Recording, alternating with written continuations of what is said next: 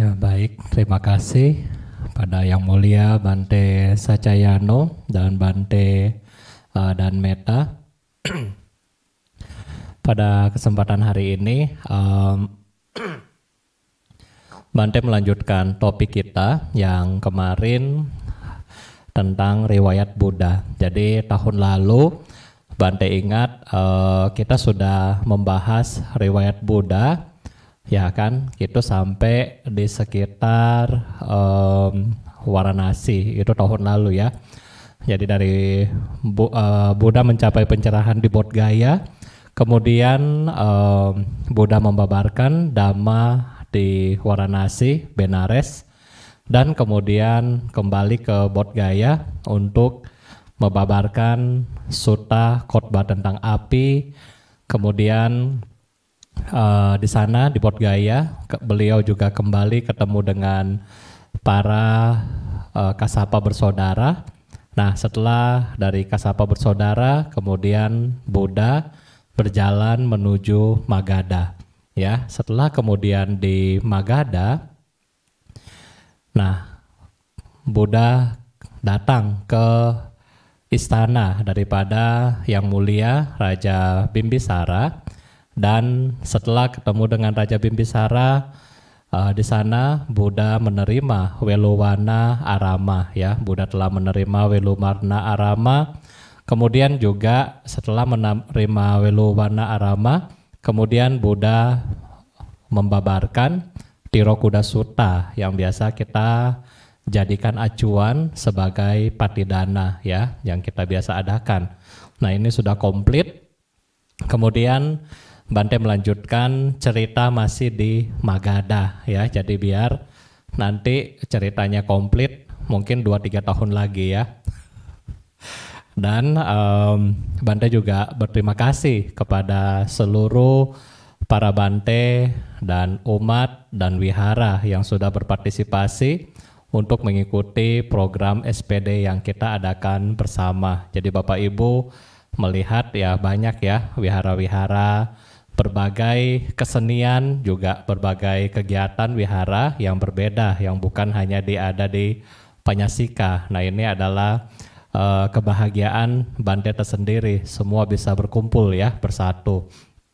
Nah, Bapak Ibu dan saudara-saudari sedhamma, selanjutnya ketika kita kembali ke topik kita, yaitu riwayat Buddha, kita mengetahui bahwa Sang Buddha adalah anak satu-satunya dari Raja Suddhodana, ya, di mana Raja Suddhodana ini sangat-sangat sayang kepada Siddhartha, ya, kepada Siddhartha yang sekarang telah menjadi Buddha.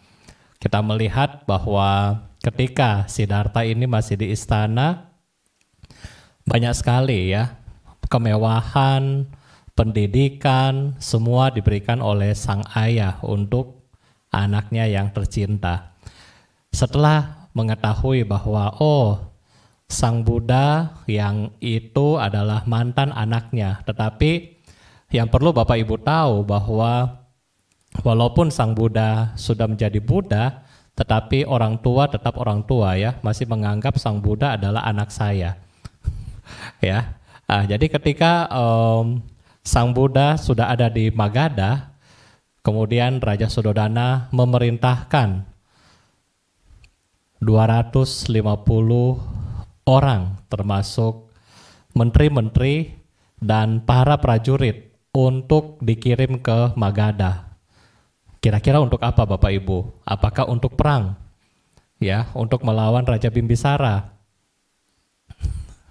Bukan, ya, tetapi bukan untuk perang, melainkan untuk ketemu dengan Sang Buddha. Dan pesannya adalah satu, ayolah Sang Buddha, marilah pulang ke Kapilawastu, tinggallah di sana, ya. Jadi ternyata cerita orang tua rindu anak bukan hanya kepada para biku, tetapi juga kepada Sang Buddha sendiri secara langsung. Orang tuanya juga sangat sayang kepada Sang Buddha. Nah, kemudian utusan dari Kapilawastu ini ketemu dengan Sang Buddha di Weluwana Arama. Setelah ketemu di Weluwana Arama, ya mereka memberikan hormat kepada Sang Buddha, tetapi mereka menghormat karena Sang Buddha itu bukan guru para dewa dan manusia, Bapak Ibu ya. Bukan seperti respect seperti kita, tetapi mereka ini datang sebagai respect untuk apa? Menganggap Sang Buddha ini adalah raja dari mereka. Ya, karena ya mereka dari Kapilawastu, suku yang sama. Kemudian mereka datang melakukan namaskara sama Buddha, dan setelah mereka melakukan namaskara sama Buddha, memberikan penghormatan, kemudian ya mereka mulai memberitahukan Sang Buddha, yang mulia, Papa kangen ya di Kapilawastu, ya kapan mau kembali ke sana, ya. Jadi mereka memberikan tita raja kepada Sang Buddha dengan harapan Sang Buddha ini kembali ke Kapilawastu. Saudara-saudari sedama, kemudian Sang Buddha memberikan ceramah, ya, memberikan mereka nasihat, dan luar biasa, ya. Dari yang datang, mereka semua kemudian nggak kembali ke Kapilawastu, ya. Mereka nggak kembali ke Kapilawastu dan mereka malah tinggal dengan Sang Buddha, yaitu mereka menjadi biku juga di situ. Ya, jadi ini adalah cerita yang menarik ketika Sang Buddha berada di Magadha, ya. Jadi ini. Nah, kemudian Bapak Ibu, di Magadha juga, kalau kita pergi ke Magadha sekarang ibu kota adalah Rajgir, ya, Rajagriha. Dari Rajagriha ini ke sekitar 16 kilo. Ya, sekitar 16 kilo ini ada satu kota yang namanya Nawada. Ya, mungkin Bapak Ibu kalau sudah pernah ke India, Bapak Ibu kenal nama kota ini adalah Nalanda. Ya, Nalanda yang punya kampus terbesar ya di zaman itu. Kurang lebih kampus yang ada di Nalanda adalah sekitar 10 hektar, ya, 10 hektar. Jadi kalau Bapak Ibu yang sudah pernah pergi ke India, yang kita pergi ke reruntuhan Nalanda, yang dibuka hanyalah 1 hektar. Ya, 9 hektar itu masih di bawah tanah. Nah, jadi kita membayangkan bahwa Nalanda sangat-sangat besar. Ya, sangat luas kompleksnya, sekitar 10 hektar. Nah, kemudian Bapak Ibu di sana kita nggak membahas Nalanda ya. Nanti kalau misalnya jalan-jalan ke India, nanti karena kita nggak bisa pergi secara tour, mungkin kita akan bikin sesi khusus ya, virtual tour ke India. Nah, nanti mungkin Bante Sacayano juga bisa bantu, karena Bante Sacayano tinggal di India kurang lebih mungkin 3 tahun lebih di India ya. Jadi Bante Sacayano lebih memahami di sana. Nah, kemudian di Nalanda, kenapa sampai Nalanda ini dibuatkan suatu universitas yang sangat luar biasa? Karena Bapak Ibu di Nalanda ini merupakan tempat kelahiran dari yang namanya Upatissa, ya. Ada yang kenal siapa nama Upatissa? Upatissa ini kata lainnya adalah Sariputta. Jadi memang Nalanda ini adalah tempat lahir, kampung daripada yang mulia Bante Sariputta. Nah, sekarang bagaimana Bante Sariputta kemudian belajar menjadi murid Sang Buddha? Nah, ceritanya adalah cerita yang sangat menarik.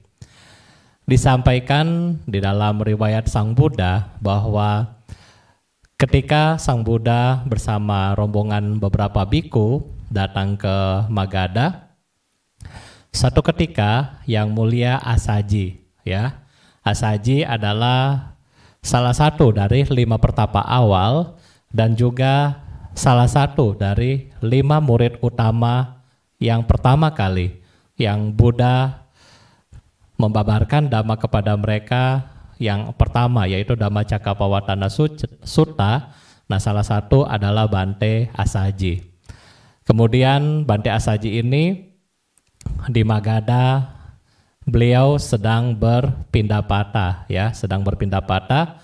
Di masa itu mereka hanya berdiam diri, jadi mereka tidak berjalan, mereka hanya berdiam diri memegang bolnya. Ya, ketika dari jauh Upatissa atau kita bilang Sariputta, ya, dia melihat Yang Mulia Bante Assaji.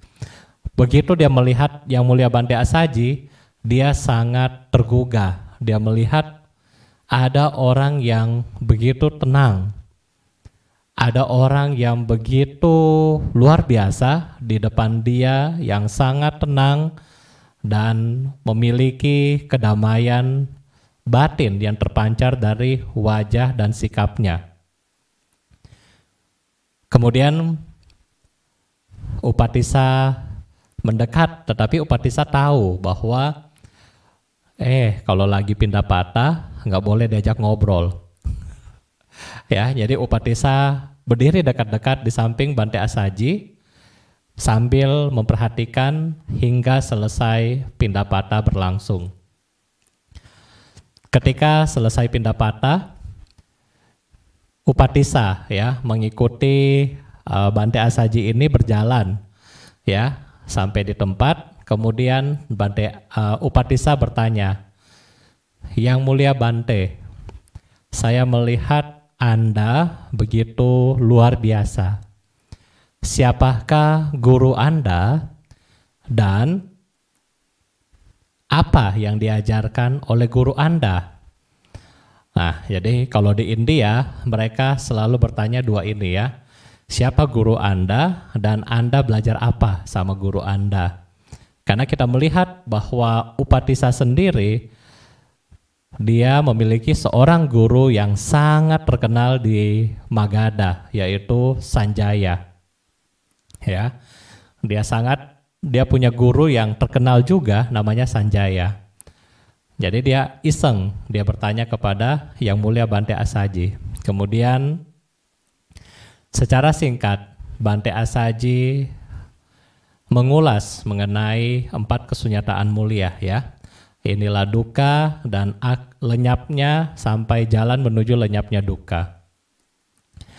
Mendengar kata-kata ini, Bapak Ibu, hanya sekitar satu syair.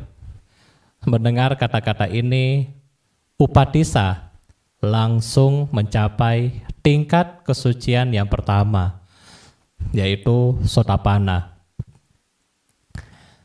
Jadi kita melihat bahwa walaupun hanya belajar dari seorang biku yang sudah suci, namun ketika batin seseorang ini sudah cukup, parami-parami dari seseorang ini sudah cukup, maka walaupun hanya belajar dari seorang biku yang mencapai arahat, dia sendiri bisa mencapai jalur kesucian, yaitu tahap kesucian yang pertama. Setelah dia mencapai kesucian yang pertama, Sotapanna, dia begitu senang. Ya, dia begitu senang, kemudian dia ingat, oh, saya punya sahabat baik. Saya punya sahabat baik satu yang namanya Kolita, ya. Atau nama yang kerennya adalah Bante Moggallana. Nah, beliau cepat-cepat cari Bante Moggallana-nya kemana, Kolitanya ada kemana. Kemudian dia dengan rasa sangat bahagia dia kasih tahu, tahu nggak, saya tadi ketemu satu biku yang luar biasa yang ada di sana tuh.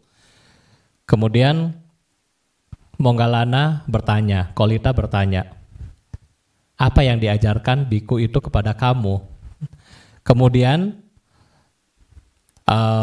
Upatissa mengulangi yang tadi dia dengar. Ketika dia mengulangi ini, kemudian sahabatnya juga mencapai tingkat kesucian yang pertama. Jadi luar biasa, ya Bapak Ibu, ya. belajar dari seorang arahat, dia menjadi satu tingkat kesucian Sotapanna, kemudian dia menularkan Sotapananya ini kepada sahabatnya. Nah, jadi ini adalah hal yang luar biasa ya. Makanya di dalam Manggala Sutta salah satunya disebutkan adalah jangan bergaul dengan orang bodoh, orang tidak bijaksana. Bergaulah dengan mereka yang bijaksana. Kalau kita punya teman seperti Upatissa, Bante yakin kita hari ini sudah nggak streaming. Ya, karena kita semua sudah mencapai tingkat-tingkat kesucian. Cuma masalahnya yaitu ya, yang seperti Sariputta mungkin cuma satu orang. 99-nya bukan seperti itu. Nah, itu masalahnya kita ya. Nah, Bapak Ibu, kita lanjut. Setelah Kolita dan Upatissa ini, mereka telah mencapai tingkat kesucian pertama. Hebatnya, mereka tidak melupakan gurunya yang pertama, yaitu siapa? Sanjaya. Mereka nggak lupa. Mereka kembali mengunjungi Sanjaya, kemudian meminta izin bahwa kami mau belajar dari guru yang baru, yaitu Sang Buddha. Nah, setelah selesai mengunjungi gurunya, mereka kemudian cepat-cepat ketemu dengan Sang Buddha. Di depan Sang Buddha, mereka kemudian ditabiskan menjadi Ehi Bhikkhu Upasampada. Buddha kemudian mengajarkan mereka beberapa syair, dan setelah itu mereka kembali berlatih diri. Ya, setelah mereka berlatih diri, Bante Moggallana mencapai tingkat arahat yang lebih awal daripada Bante Sariputta. Jadi Bante Moggallana kalau nggak salah 7 hari setelah dia menjadi bhikkhu, dia menjadi arahat, dan setelahnya kemudian Bante Sariputta. Nah, setelah dari sini kemudian Bapak Ibu lengkaplah ya, para bhikkhu sudah berkumpul dan seterusnya. Dan setelah Bante Moggallana dan Bante Sariputta ini menjadi arahat, nah di saat-saat itulah di bulan Magha di Weluwana Arama sekitar 1250 bhikkhu berkumpul ya. Mereka berkumpul dan kemudian mereka berkumpul tanpa ada janji ya, tanpa di broadcast terlebih dahulu, tanpa dikasih tahu terlebih dahulu. Mereka dengan sendirinya mereka berkumpul di sana. Kemudian Sang Buddha kembali membabarkan Owada Patimokkha ya, dan para bhikkhu yang hadir mereka mencapai tingkat-tingkat pencerahan yang namanya menjadi arahat semuanya ya. Setelah mereka menjadi Ehi Bhikkhu, mereka menjadi arahat. Nah, ini kemudian yang kita kenal sebagai peristiwa daripada Magha Puja ya. Setelah mengenal peristiwa Magha Puja, kemudian Sang Buddha menyelesaikan perjalanannya beliau untuk wasa ini. Beliau kemudian melanjutkan perjalanannya ke Kapilawastu. Ya, beliau melanjutkan ke perjalanannya ke Kapilawastu untuk ya bertemu dengan sang ayah. Ya, di dalam perjalanan kemudian Yang Mulia Bante Ananda bertanya kepada Sang Buddha, Sang Buddha, kalau kita punya bhikkhu, jubahnya sebaiknya modelnya bagaimana ya? Karena Bapak Ibu sampai hari ini di India warna untuk para Brahmana ya, kalau dibilang kaum sadhu, nah itu warnanya jubahnya sama dengan kami ya, maksudnya warnanya hampir mirip.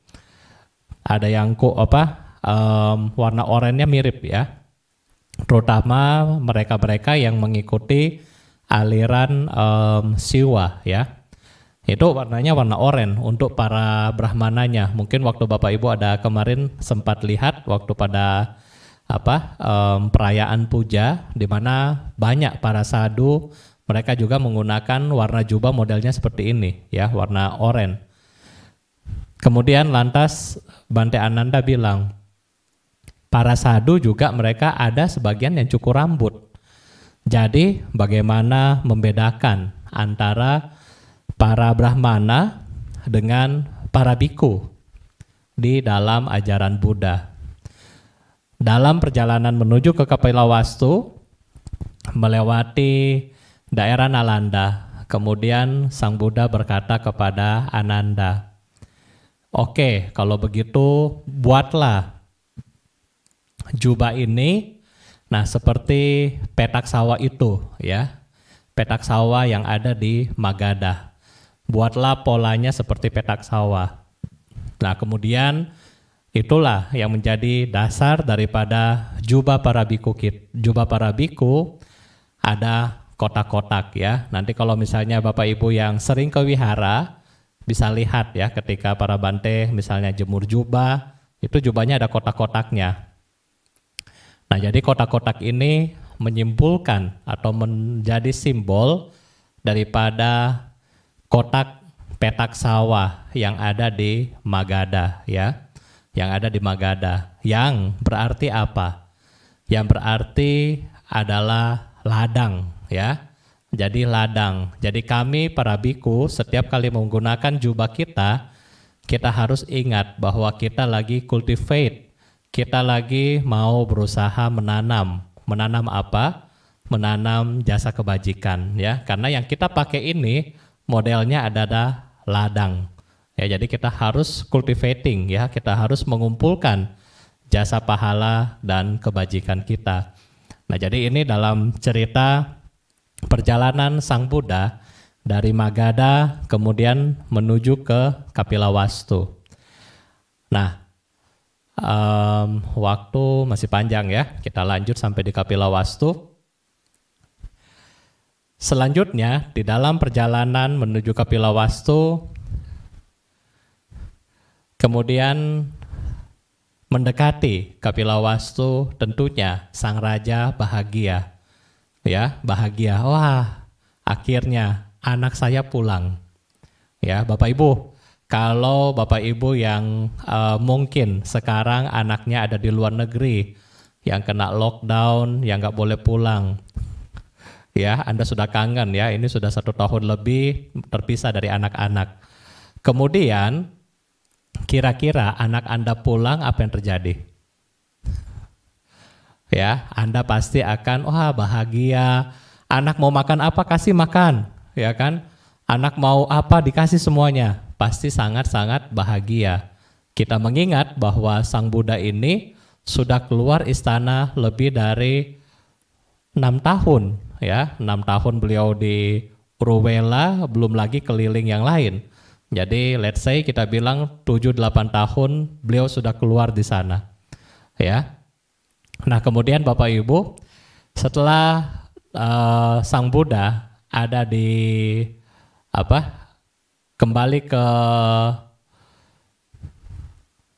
beliau kembali ke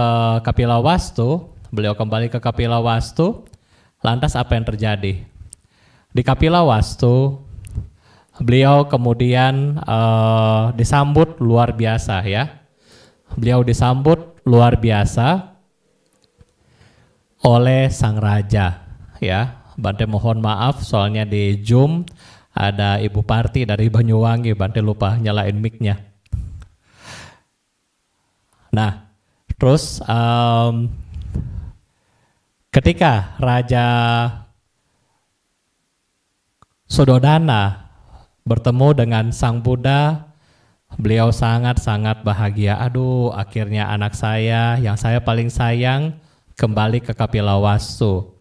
Dan juga kita nggak melupakan bahwa ada, ya, mantan istri dari Pangeran Siddhartha, yaitu Yasodhara, dan anaknya yang berumur 7 tahun yang bernama Rahula. Kemudian sebagai seorang ibu tentunya menginginkan bahwa ini saatnya yang tepat memohon kepada Sang Buddha, pewaris tahta daripada kerajaan Kapilavastu, untuk memberikan restu dan juga memberikan warisan, maksudnya warisan kerajaan ini kepada Rahula. Kemudian Rahula dipanggil sama mamanya dan dibilang, itu adalah papa kamu.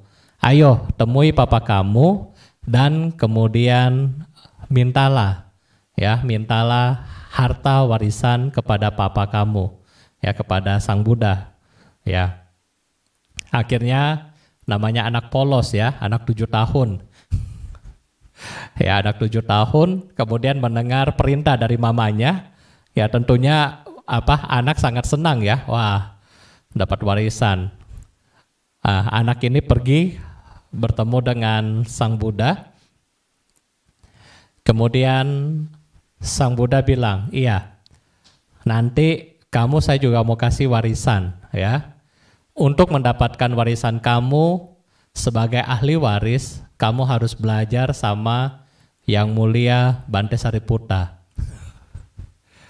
Ya, akhirnya Bante Sariputta menjadi guru daripada Samanera Rahula, ya. Ternyata Bapak Ibu dan saudara-saudari sedama, warisan yang diberikan oleh Sang Buddha adalah memberikan dhamma kepada anaknya sendiri dengan menjadikan Rahula menjadi seorang samanera. Dan tempat ini sekarang kalau Anda pergi ke Nepal, nama tempat ini adalah Kundan, ya. Jadi di Kundan ini ada satu stupa kecil, ya, sekarang stupanya kecil. Nah, di situ diperkirakan exactly, ya, tempat pasti daripada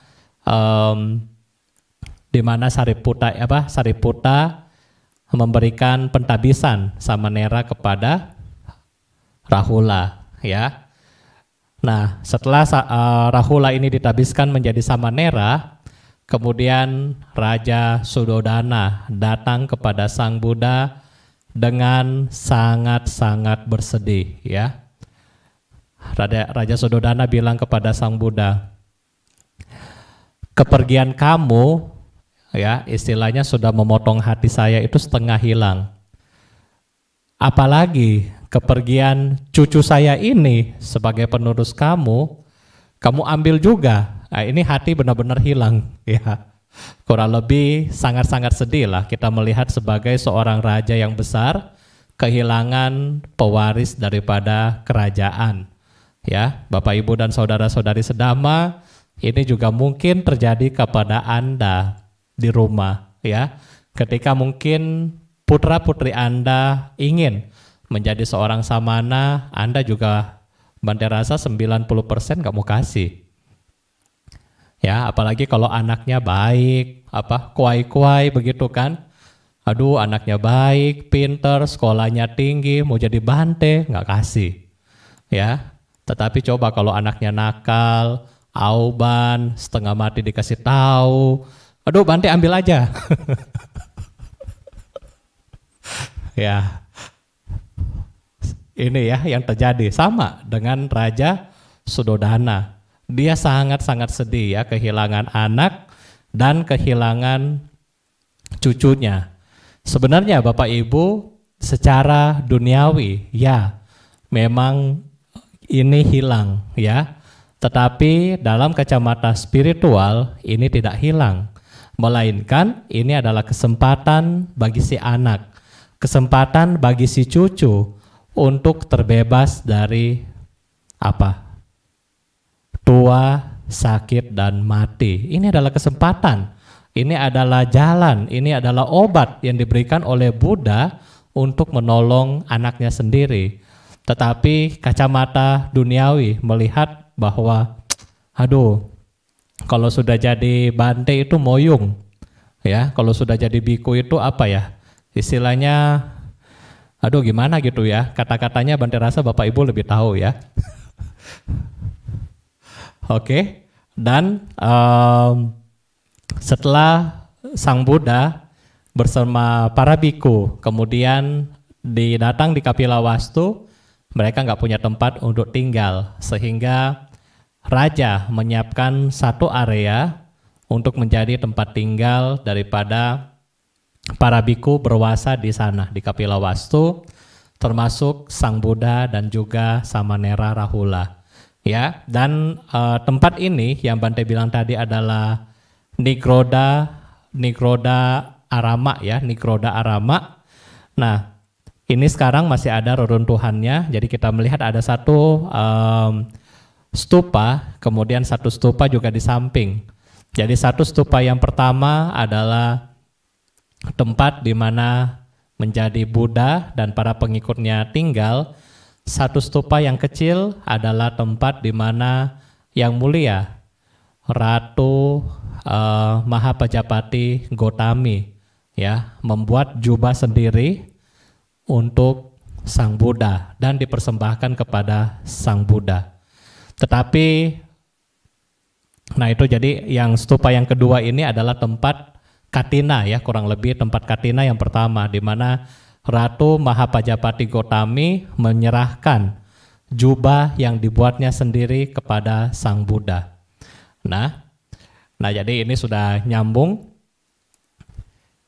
Dan juga menarik Bapak Ibu ya, ketika Mahapajapati Gotami juga membuat jubah sendiri untuk Sang Buddha, sama ya, namanya buat sendiri, buat susah-susah sendiri, ya kan? Kira-kira jubah ini yang mau pakai siapa? Pokoknya sesuai dengan tujuan ya. Saya mau kasih jubah ini kepada Buddha, maka harus Buddha yang pakai, nggak boleh orang lain. Ya itu sama ya, Mahapajapati Gotami awalnya juga sama, attach, melekat. Ini bahan yang bagus, boleh untuk Buddha, yang lain nggak boleh pakai. Nah kemudian Sang Buddha dengan bijaksana memberikan jubah ini kepada para biku ya, para biku siapa yang butuh silakan pakai. Lantas Mahapajapati Gotami komplain ya, aduh itu saya buat susah-susah, kenapa jubah yang itu dikasih kepada yang lain? Nah disitulah dengan kebijaksanaan Buddha memberitahukan kepada Mahapajapati Gotami, yaitu Ibu, kalau dana ini diberikan hanya kepada saya, ya kan, Ibu memiliki karma baik yang sedikit kepada Buddha, ya, hanya sedikit. Tetapi kalau Ibu memberikan ini kepada Sangha, maka jasa kebajikan ini adalah sangat-sangat berlipat ganda, sangat-sangat besar. Karena kenapa?